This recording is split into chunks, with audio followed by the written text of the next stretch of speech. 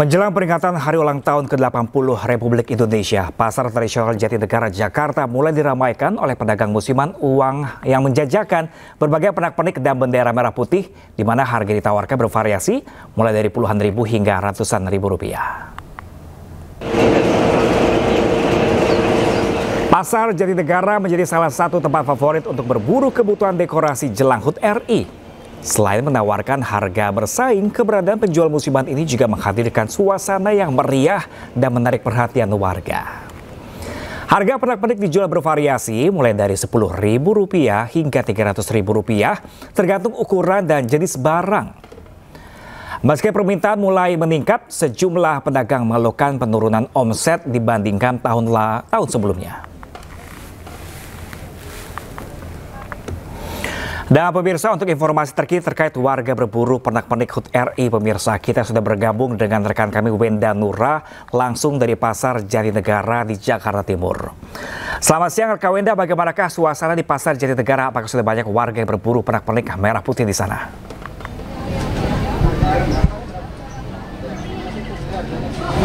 Ya, halo, selamat siang Pram dan juga pemirsa. Memang saat ini saya sedang berada langsung di Pasar Jatinegara, Jakarta Timur, yang mana memang di sini ini ramai sekali pemburu pernak-pernik menjelang Hari Ulang Tahun Kemerdekaan Republik Indonesia ke-80. Dan saat ini saya berada di salah satu toko yang menjual cukup lengkap pernak-pernik untuk menyambut Hari Ulang Tahun. Bisa dilihat di sini banyak ada bendera-bendera, ada gantungan-gantungan dengan logo Garuda, ada kipas, di atas juga ini ada umbul-umbul.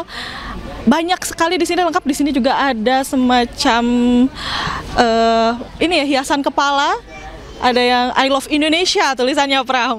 Ini lucu banget sih. Dan di sini ada juga hiasan-hiasan gantungan, ada bendera, ada baju. Pokoknya di sini lengkap banget. Nah, kita akan coba berinteraksi dengan pembeli yang ada di toko ini. Kiranya apa sih yang paling mereka incer buat beli di sini? Halo Mbak, selamat siang Mbak. Maaf ganggu berbelanjanya sebentar. Saya dari iNews TV. Mbak, namanya siapa dan dari mana? Eka dari Bekasi. Mbak Eka dari Bekasi. Jauh-jauh belanja ke sini nih, nyari apa sih Mbak? Ini nyari bendera untuk di kantor Kecamatan Rawalumbu. Kebetulan di sini sudah 3 tahun saya berturut-turut beli di sini. Harganya murah, barangnya bagus, dan terpercaya lah benderanya.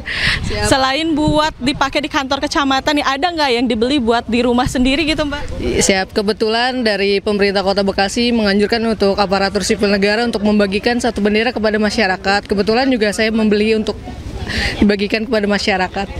Oke, jadi selain untuk dipajang di kantor kecamatan, dibeli juga untuk rakyat gitu ya Mbak. Lalu yang Mbak beli di sini nih apa aja sih Mbak? Bendera ukuran 180 cm sama 100 cm. Oke. Kalau hiasan lainnya gitu ada yang dibeli? Belum, nanti biasanya balik lagi. Oh, biasanya berurutan gitu ya Mbak ya? Iya betul, baik. Baik, terima kasih ya Mbak ya. Hati-hati di jalan, udah selesai berbelanjanya. Ya, itu dia Pram dan juga pemirsa, memang ramai sekali yang berbelanja di sini, tidak hanya untuk keperluan pribadi, namun tadi kami juga banyak melihat biasanya mereka membeli untuk kebutuhan warga setempatnya. Jadi mereka memang dari Karang Taruna Kompleks atau seperti Mbaknya tadi dari pemerintahan, dan juga masih banyak lainnya. Dan memang di sini salah satu toko yang tempat, meskipun memang di sini tadi juga penjualnya mengeluhkan ada sedikit penurunan omset jika dibandingkan dengan tahun lalu, namun tetap saja omset menjelang Hari Kemerdekaan Republik Indonesia ke-80 ini juga cukup tinggi. Bahkan omset dari penjual di sini bisa mencapai 5 juta per harinya. Luar biasa. Jadi memang selain antusiasnya masyarakat, tentu ini juga memberikan rezeki yang berlebih ya untuk para penjual musiman di Pasar Jatinegara ini. Kembali ke Anda, Pram. Melaporkan langsung dari Pasar Jatinegara, Jakarta Timur, Wenda Nura, terima kasih dan selamat bertugas kembali. Pemirsa, jelang peringatan 17 Agustus, warga Ronggomulyo, Tuban, Jawa Timur mengibarkan bendera raksasa di sepanjang jalan. Sementara di Boyolali, rumah produksi kebanjiran pesanan bendera merah putih dan juga umbul-umbul.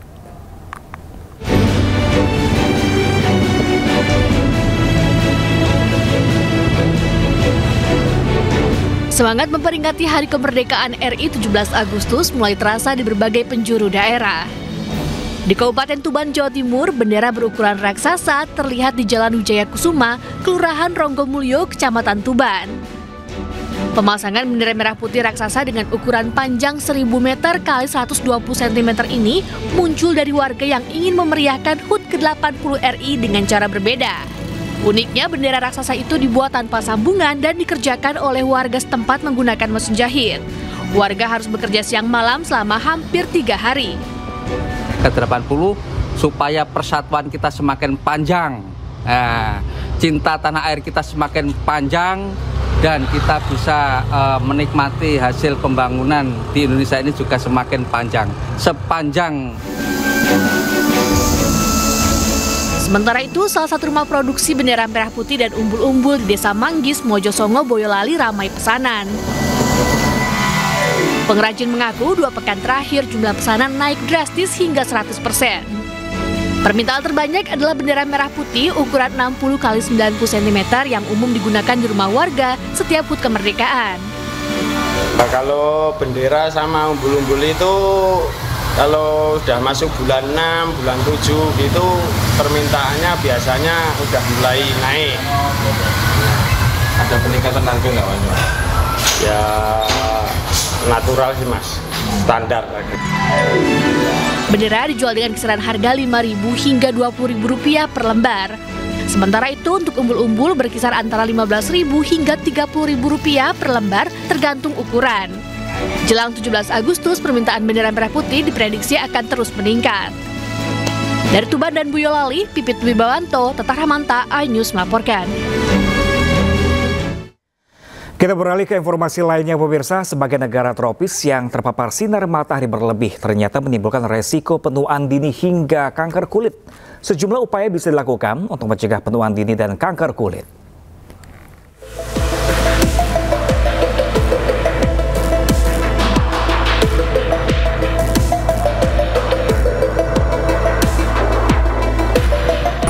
Pemirsa, kanker kulit menjadi salah satu jenis kanker yang paling banyak diidap oleh penderita kanker di Indonesia. Catatan pada tahun 2020, setidaknya lebih dari 18.000 kasus kanker kulit di Indonesia. Dan pada tahun 2025 hingga 2050, diprediksi kasus kanker kulit di Indonesia ini bisa meningkat mencapai lebih dari 70%.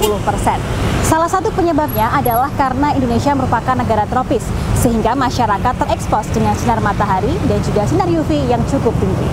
Tentunya dibutuhkan adanya upaya pencegahan dan juga deteksi dini agar masyarakat terhindar dari ancaman kanker kulit. Lantas, hal apa saja yang bisa dilakukan masyarakat? Berikut liputannya.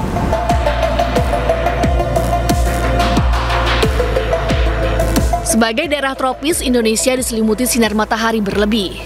Di waktu-waktu dan daerah tertentu, terik matahari bisa terasa sangat panas. Sinar ultraviolet yang merupakan radiasi matahari bisa berdampak buruk bagi kesehatan manusia yang bisa merusak kulit, mata, bahkan sistem kekebalan tubuh. Paparan sinar UV berlebih juga beresiko menimbulkan kanker kulit. Selain itu, dapat mengakibatkan penuaan dini terutama di usia 30-an. Ya, terutama kalau misalnya udah jam-jam siang kayak gini ya Mbak, emang ada beberapa bahaya yang mengintai gitu sih. Sejauh sih ini sih kayak kalau ketakutan berlebih nggak ada ya. Mungkin tindakan preventif aja, kayak misal perbanyak minum air dan lain sebagainya, atau tidak terlalu lama terpapar sinar matahari di siang hari gitu ya. Ya, terutama kalau kita kekurangan vitamin D itu nanti menyebabkan kanker kulit kalau terkena radiasi langsung dari matahari, betul. Ya ini kan sebenarnya termasuk siklus ya, jadi nanti ada waktunya juga akan turun kembali. Ya kita menyiapkan secara situasional saja sebetulnya. Tentunya perlu upaya pencegahan agar terhindar dari bahaya sinar UV. Di antaranya dengan menggunakan pakaian yang menutupi kulit, memakai kacamata hitam, topi dan payung saat panas terik, selalu memakai sunscreen dengan kandungan SPF minimal 30, hindari aktivitas di luar ruangan terlalu sering, cukupi kebutuhan cairan tubuh, dan konsumsi makanan sehat bergizi seimbang. Selain itu, memanfaatkan teknologi estetika modern seperti tindakan booster kolagen juga disarankan untuk mengembalikan kondisi kulit yang rusak akibat paparan sinar matahari. Untuk deteksi dininya, jangan lupa sering-sering ngecek lah. Lebih aware aja, lihat tuh kadang-kadang kan ada orang ngomong, lu tai lalatnya nambah ya? Atau ada yang ngomong, ini kenapa kamu ada flek? Nah, fleknya itu khas, karena fleknya itu ada nimbulnya. Biasanya itu kan ada yang rata, ada yang nimbul. Nah, ini nimbul, kalaupun ratanya itu nggak bulat. Jadi dia kayak nggak rata gitu, gelombang-gelombang gitu. Nah, kalau mau lebih ini bisa lebih dilihat lagi itu ke dokter kulit. Nanti biasanya dia punya alat namanya dermoskop. Jangan lupa vitamin segala macam, olahraga. Jangan lupa kalau misalnya ada rezeki lebih bisa. Kalau misalnya mau di kolagen booster, dia kulitnya tebal jadi kayak kita waktu muda lagi. Tapi untuk kolagen yang kadang-kadang menipis, kita pakai yang namanya kolagen booster. Untuk di fillernya, karena lemaknya kita juga sama tuh, lemaknya nggak sama tuh habisnya. Jadi yang sini sama yang sini beda. Nah itu kita harus yang mana yang habis ya udah kita replace aja. Entah itu pakai fat transfer ataupun pakai filler. Untuk otot biasanya kalau hilang ya kita olahraga muka, atau kalau yang ototnya kegedean kita botok. Kalau bone ada yang namanya bone loss. Jadi kita ngalamin osteoporosis juga di muka. Itu kalian jangan lupa kalau udah 30 plus itu minum kalsium. Kalsium aja kadang nggak cukup, harus ada yang kolekalsiferol D3-nya. Ya, kini sudah tersedia banyak teknologi kesehatan kulit yang bisa membantu perawatan dan pencegahan penuaan dini serta kanker kulit. Tidak ada salahnya dicoba, selama berada dalam penanganan dokter langsung di klinik-klinik resmi terpercaya. Dari Jakarta, Amrina Rida, Eri Nugraha, Seto Pratomo, iNews melaporkan.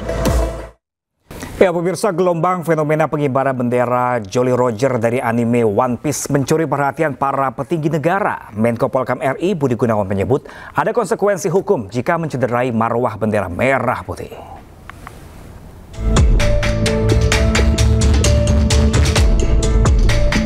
Jelang Hari Kemerdekaan RI ke-80, bukan bendera merah putih yang ramai dikibarkan, namun bendera One Piece milik kru bajak laut topi jerami yang dipimpin Monkey D. Luffy. Menteri Koordinator Bidang Politik dan Keamanan Budi Gunawan menyebut, gerakan ini adalah kreativitas dan pemerintah tidak melarang. Meski demikian, ia menegaskan agar hal-hal seperti itu dilakukan sesuai koridor hukum. BG juga menyampaikan ada konsekuensi pidana dari tindakan yang mencederai kehormatan bendera merah putih. Bahkan pemerintah akan mengambil tindakan hukum jika ada unsur kesengajaan dan provokasi demi menjaga ketertiban dan kewibawaan simbol negara.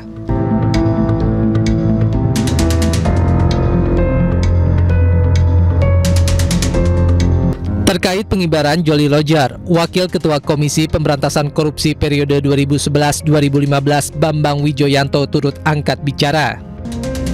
Sebelumnya viral di media sosial pengibaran bendera serial anime asal Jepang tentang bajak laut yang berkibar di rumah warga hingga kendaraan di berbagai daerah. Maraknya pengibaran bendera One Piece tersebut diduga mencerminkan bentuk kekecewaan publik terhadap kondisi saat ini. Tim Liputan iNews melaporkan. Tidak hanya warga biasa pemirsa, rupanya Presiden Prabowo Subianto mengaku menonton animasi One Piece. Animasi asal Jepang ini kini tengah ramai dibicarakan sejak banyaknya warga yang mengibarkan bendera One Piece jelang perayaan kemerdekaan RI. Bapak tahu One Piece nggak Pak? One Piece.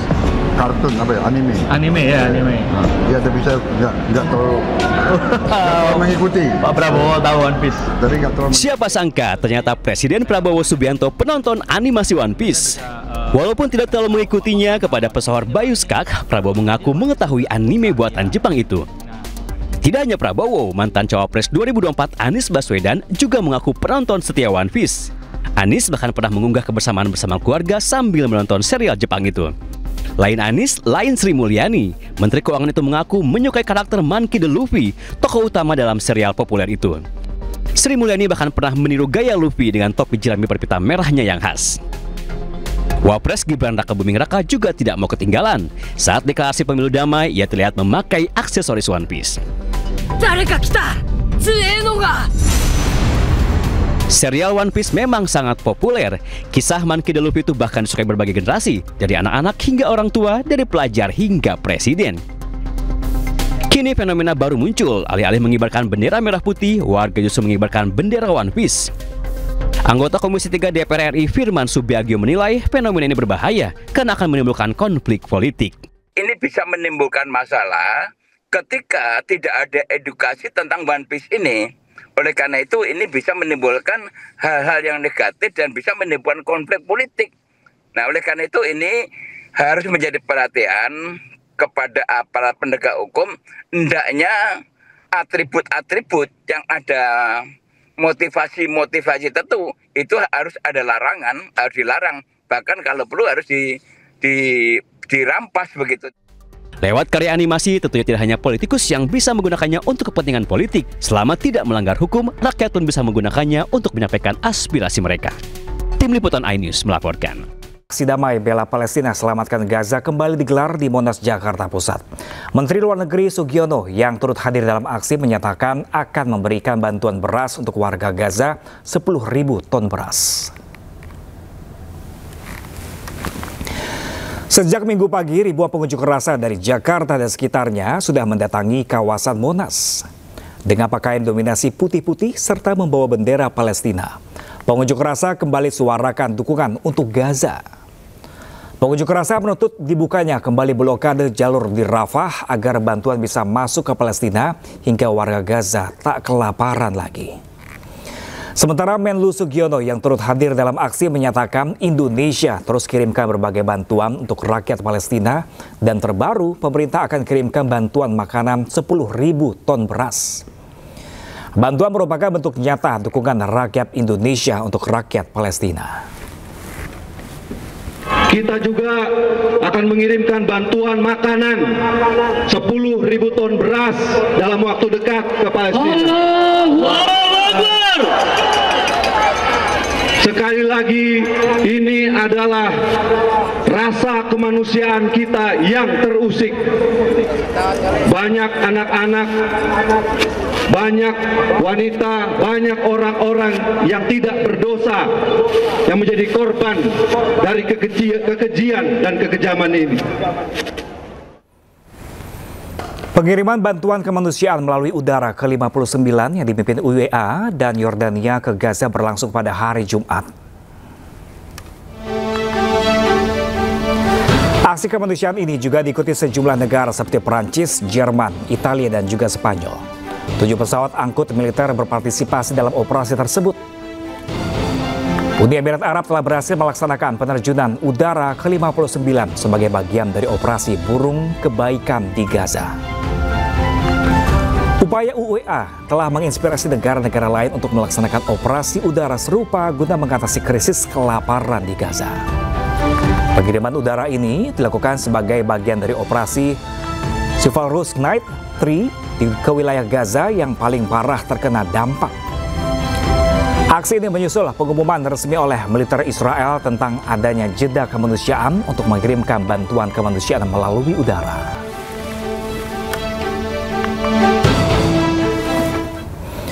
Sementara itu pemirsa, seorang anak di Gaza merayakan datangnya bantuan kemanusiaan via udara dengan berjoget pacu jalur asal Indonesia.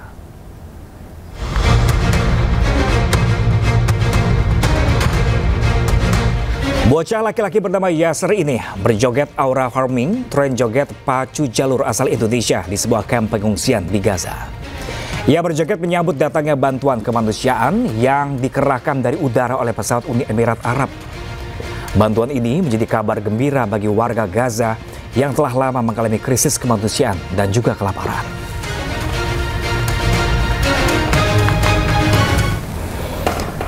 Sementara itu pemirsa, unjuk rasa di Thailand masih berlanjut. Unjuk rasa menuntut Perdana Menteri Thailand yang sedang diskors pengadilan Paetongtarn Shinawatra untuk mengundurkan diri.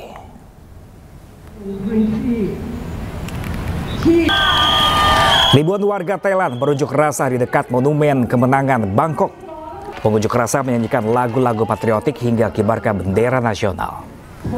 Pengunjuk rasa menuduh Perdana Menteri Paetongtarn Shinawatra mendukung angkatan bersenjata menyusul sengketa perbatasan yang penuh kekerasan dengan Kamboja yang tewaskan puluhan orang dan lebih dari 26.000 orang mengungsi.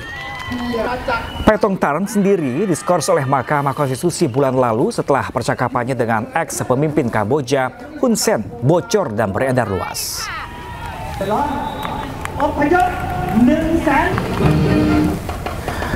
Ya, pemirsa, legenda sepak bola dunia Zlatan Ibrahimovic mengunggah foto sedang berlibur di Bali. Pada unggahan tersebut, Ibrahimovic sedang melakukan melukat. Zlatan Ibrahimovic mengunggah foto dirinya sedang berendam di Pura Tirta Empul, Gianyar, Bali. Dalam unggahan itu, tampak dirinya saat berendam di salah satu kolam di kompleks Pura Tirta Empul. Ibrahimovic tampak melakukan ritual melukat saat berendam. Melukat merupakan tradisi penyucian diri secara spiritual oleh umat Hindu.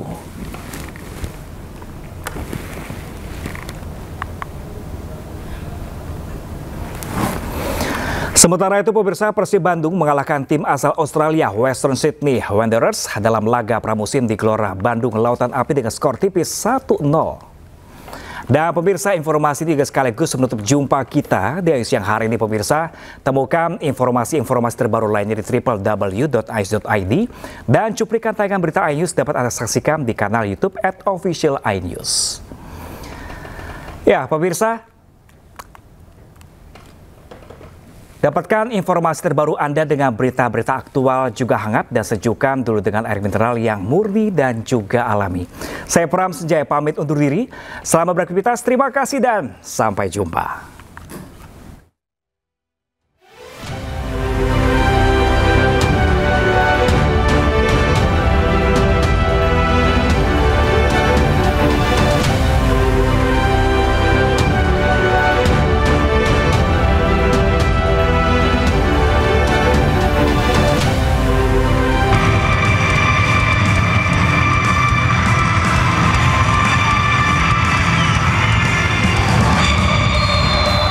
Berlaga di kandang Persib Bandung dan Western Sydney bermain cukup terbuka di babak pertama. Kedua tim silih berganti saling melancarkan serangan di sepanjang laga yang berlangsung di Stadion Gelora Bandung Lautan Api. Tak ada gol tercipta di babak pertama, kedudukan berakhir dengan skor sama kuat 0-0. Memasuki babak kedua, Maung Bandung terus bermain menekan, duel sengit pun tersaji antar kedua tim.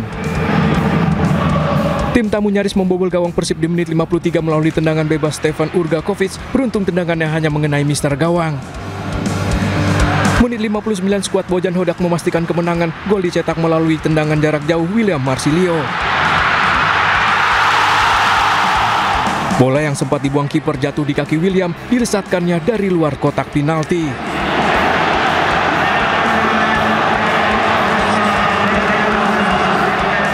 Tertinggal 1 gol, tim tamu terus menggempur mengejar ketertinggalannya. Namun skor 1-0 bertahan hingga babak kedua berakhir untuk kemenangan Persib Bandung.